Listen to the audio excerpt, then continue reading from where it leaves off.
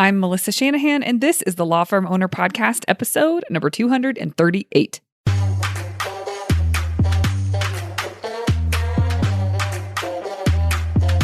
Welcome to the Law Firm Owner Podcast, powered by Velocity Work, for owners who want to grow a firm that gives them the life they want. Get crystal clear on where you're going, take planning seriously, and honor your plan like a pro. This is the work that creates velocity.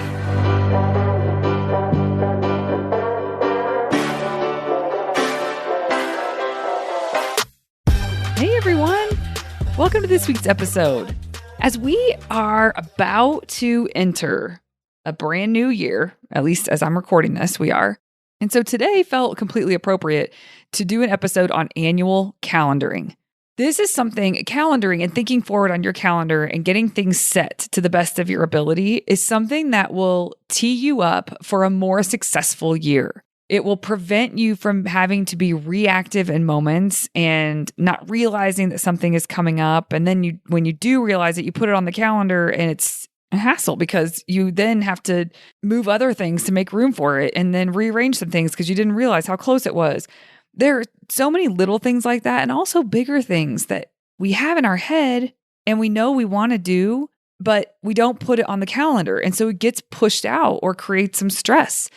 So annual calendaring is a practice I like to do twice a year. I always look 12 months out every time I do it. I like to do mine in July and in December. So every July, I calendar forward 12 months. I review what's very near term because the work that I've set up with the previous calendaring workshop for myself has taken care of that space, but I always look ahead 12 months. So July, I look through the next July. And in December, I look through the next December. I find that cadence works really well. Let's talk a little bit about why this is important. I did mention a bit ago one reason why it's important, which it helps you to not be reactive in the middle of the year. But I'm going to mention a couple more things just to make sure we're all on the same page on the reasons for spending time to do this. The most important thing that you can do as a business owner is to make decisions ahead of time and follow through on those decisions. This goes for every area of your business, within the finances of the business, around people in the business, around your offerings and how you're going to be structuring the delivery of services, making decisions ahead of time about the revenue that you're going to generate for the firm and about the profit margins that you want to see and making decisions to line yourself up with those profit margins. And there's all kinds of things to consider. And the more that you can make decisions ahead of time, the more straightforward it is to take the right actions that will give you the results that you said you wanted to create, that actually brings the results to life that you have stated that you're going to do. So making decisions ahead of time really brings those decisions to life, those end results to life.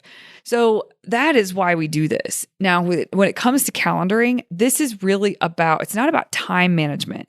It's much different than that because we're not talking about week to week, day to day. What we're talking about is the landscape over the course of the year and are the things in your calendar that line you up with where it is that you say you want to go, who it is that you say you want to be, and with all of the results that you want to create. So there's different categories of things to consider when you are putting things on your calendar ahead of time. And we're going to go into those more in just a moment. But I really want to establish why this is a good practice. There's zero downside. This practice of calendaring ahead of time your year and carving out space for things that you say matter allows you to be much more organized as you walk into your next 12 months.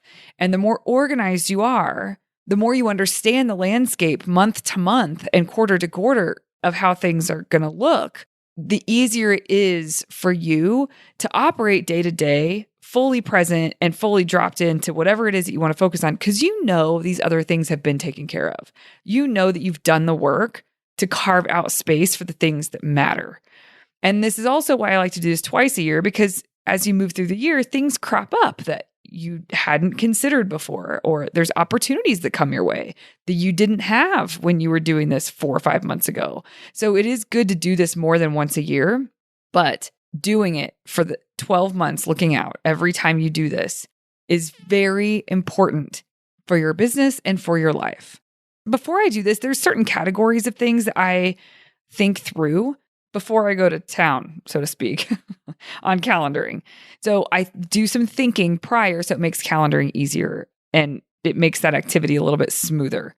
I think through the categories that I need to consider when I'm blocking off space for things.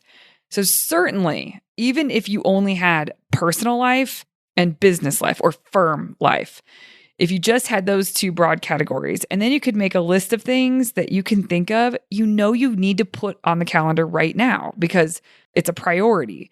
So for example, in personal life, I will put down the days or weeks that my kid is out of school.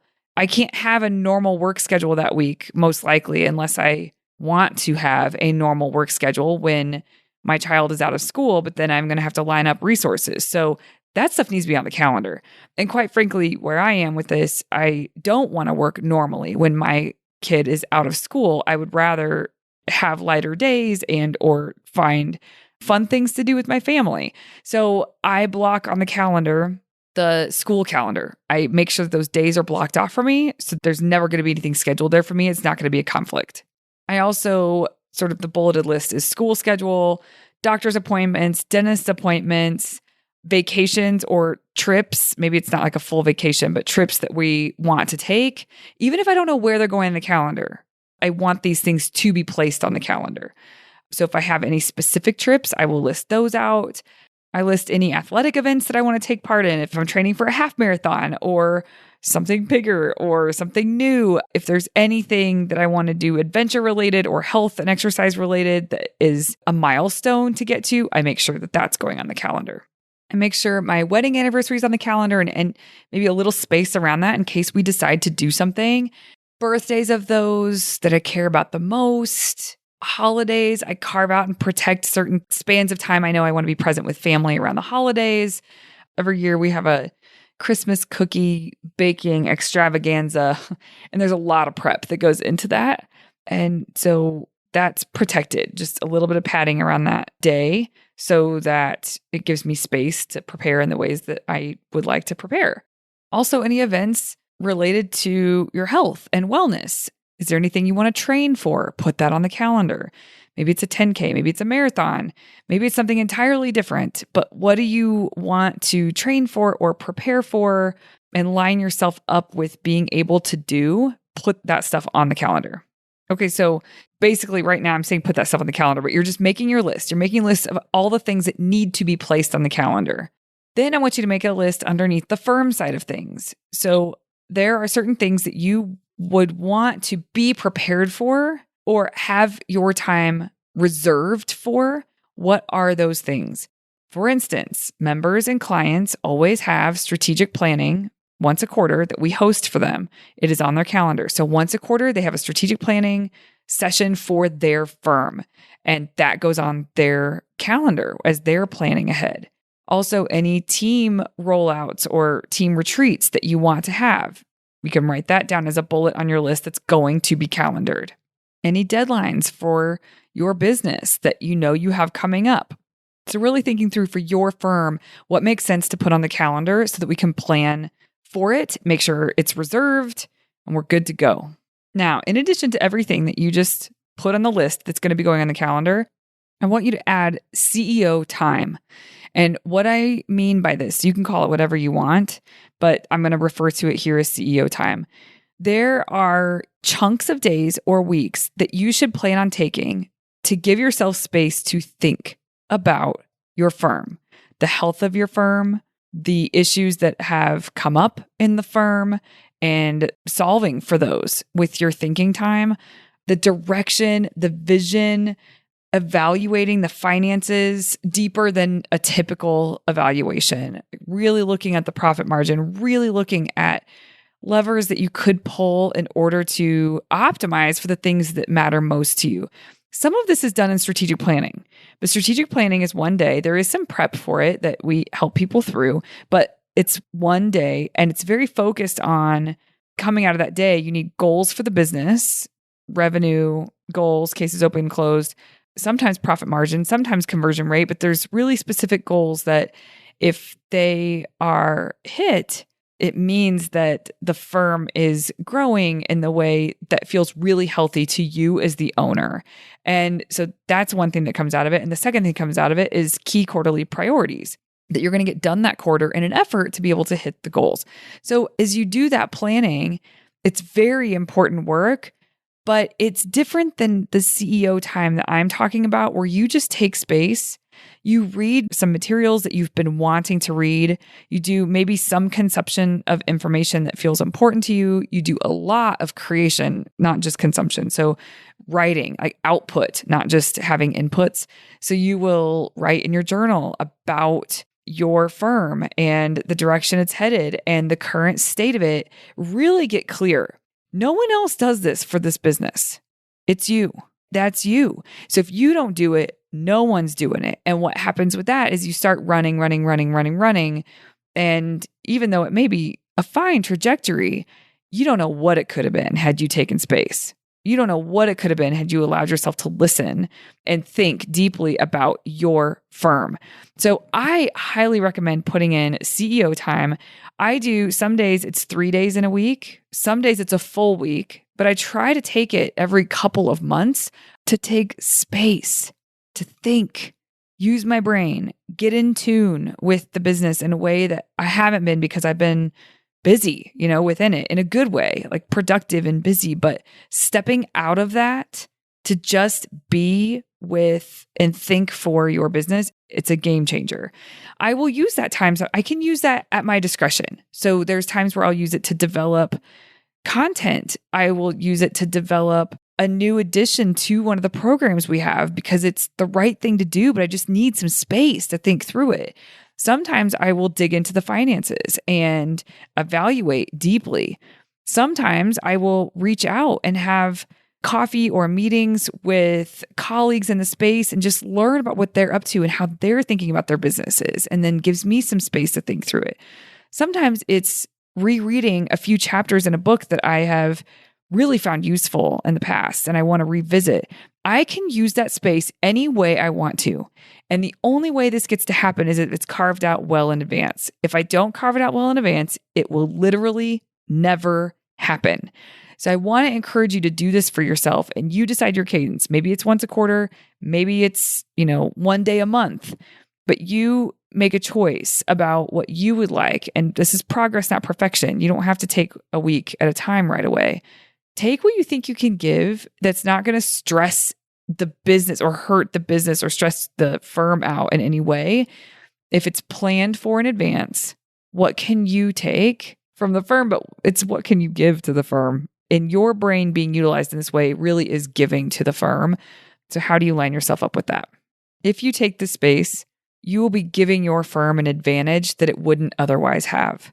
And you will be able to get your firm further faster in a way that you just can't unless you take space and give thought and care to this business without being mired in the legal work and in the day-to-day.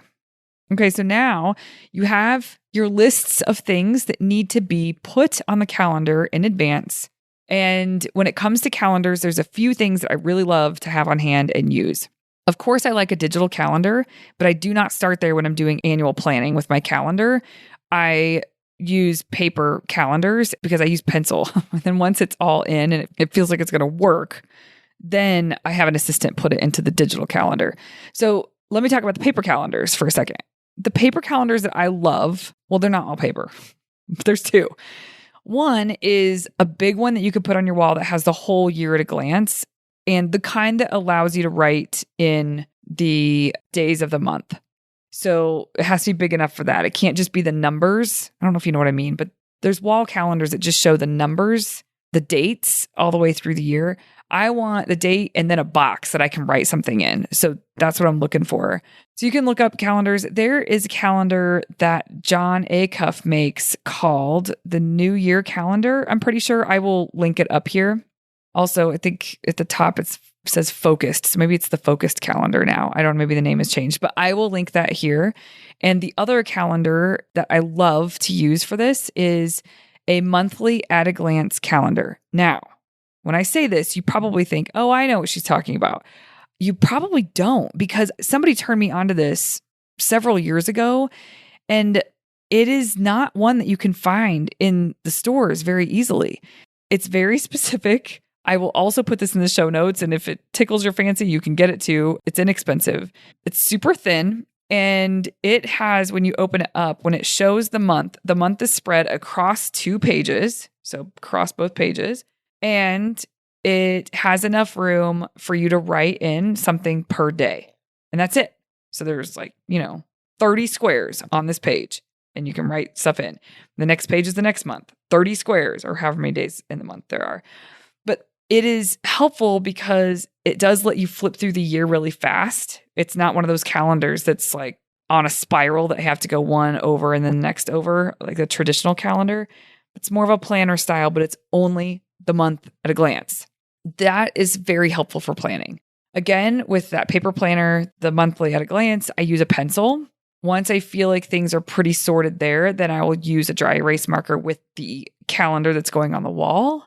And you can decide where you put that. I like having that close to me so I could see bigger perspective about where things are headed and where I am and what's coming up and all of that. But of course, I have the more granular stuff in front of me if I need it. So those are the 2 things that I love, love, love. And I will put those in the show notes. Now, you can begin calendaring now. The first part is thinking through it, and then you're going to calendar it. However, I would argue there are things that you need to think through more before you start putting things on the calendar. Now, I can't know that's true for you, but I would imagine there's a few things you're going to have to get on the same page with someone else about in terms of dates and timing in the year. If you don't have to check in with anybody about anything, you could just make all the calls, then you're good to go. You can sit down and start calendaring your list. If you do need to talk to someone else so that you can make some decisions about dates, then you're going to have to do that before you sit down for the calendaring session. What you can do, no matter what, is go ahead and calendar the things that are non-negotiable, like a school schedule, if that's a thing in your world. A school schedule is not something you can change, you don't have say over, so go ahead and calendar that. If there's anything else that you don't have control over, go ahead and calendar those dates in so you know it's taken care of off the bat. The next step, if this applies to you, is to have some conversations with the people you need to have conversations with around dates for some of the other things that are on your list. You can make a note of the results that came from those conversations and the dates that were chosen or agreed upon, or guidelines that were agreed upon. And once you have all that information, then you're ready to start really calendaring everything. After you do all the non-negotiable stuff and you put that in the calendar for yourself, I would prioritize the list that you have. It's all going to go in the calendar, but I would start with the most important things and get those on the calendar first, and then move down the list in terms of order of priority and pencil things in. Once you're all done with personal, then go to the firm side of things, pencil things in, and then have a look and make sure nothing's overlapping. I mean, you'll see this as you're doing it, it'll unfold. If there's an overlap, you'll see it as you're doing it. In terms of the amount of time you give yourself to actually calendar all of this stuff, I would give space, because you're going to have to coordinate some things, and you're going to have to prevent some overlap, and you're going to have to take some things into consideration that you didn't foresee at the beginning. So I would give a couple of hours to really calendar everything. You can try to do it shorter than that. Maybe you can. It just depends on the complexity of your life and how many things that you have on your list that you need to get into the calendar. Once you have everything penciled in and it feels like a thumbs up, this is good, all the protections are in place, then you can put, with a dry erase marker, all of those events on a wall calendar if you like to have a wall calendar of any kind. And then I send a snapshot of either the wall calendar, depends. Like, it doesn't feel like it stays the same for me every time I do this. Sometimes I'll send snapshots of the paper calendar to an EA and they will take care of it. Sometimes I'll just take one big picture of the year on the wall calendar and I'll send that over, whatever floats your boat. But once you have it documented, you can pass it along for it to be put into a digital calendar of your choice. And making sure that whatever needs to cross over into the firm's calendar so that people can't schedule where you have these events, just making sure all of that is taken care of. So everything really is protected. This exercise will help you feel so organized. about your year coming up. Even if you've done a version of it before, there's always a way to learn from the way you've done it previously and see if you want to tweak or improve anything about your process for doing this. So hopefully this gave some good ideas. I will say that every month moving forward, after I do one of these bigger calendaring workshops, every month I have a recurring event on my calendar every month to look ahead a full 3 months ahead and just make sure that everything is looking good, lining up. If I see any flags, then I can nip them as early as possible. But remember, I also do Monday Map, Friday Wrap. Every week I sit down and I look at the next week and I fix the calendar so that the calendar tells me what I need to do. And my job is to follow my calendar. My job is to honor my calendar. And in that, I catch things too. Sometimes I'll look ahead beyond the week, but I'm really in tune with my calendar. And the more in tune with my calendar I am, the easier it is at your monthly sessions where you're looking ahead. It doesn't take me that long. It takes me like 20 minutes max to look ahead 3 months and just make sure it's all shaping up the way that I want it to be shaping up. And that's really it. That's the extent of it. I do some deeper planning when it comes to the event types that are typically on my calendar. I think through those. Maybe someday I'll do a podcast episode on it. I do work with members in this way, and I'm continuing to evolve how I teach that and how I facilitate that. But there is a way to really tee yourself up so that you're making sure to week and month to month, ensure that your activities are lining up with the goals that you have, etc. So I'm always learning new and better ways to teach that. But in terms of annual calendaring, in terms of the high level stuff, if you can do this, what I've mapped out here, you will set yourself up in a great way to enter into 2024. And then you can do it again. At some point, you decide ahead of time. That's even something you put on the calendar, right? The annual calendar. You decide again when you're going to do this for 12 months, maybe in the middle of the year. And this cadence will help keep you feeling more in control over all the things that need to be managed and all the things that you want to have done. All right, everybody, have fun with this. Happy New Year. Bye-bye. Hey, you may not know this, but there's a free guide for a process I teach called Monday Map, Friday Wrap. If you go to velocitywork.com, it's all yours. It's about how to plan your time and honor your plans so that week over week, more work that moves the needle is getting done in less time. Go to velocitywork.com to get your free copy. Thank you for listening to the Law Firm Owner Podcast. If you're ready to get clearer on your vision, data, and mindset, then head over to velocitywork.com where you can plug in to quarterly strategic planning with accountability and coaching in between. This is the work that creates velocity.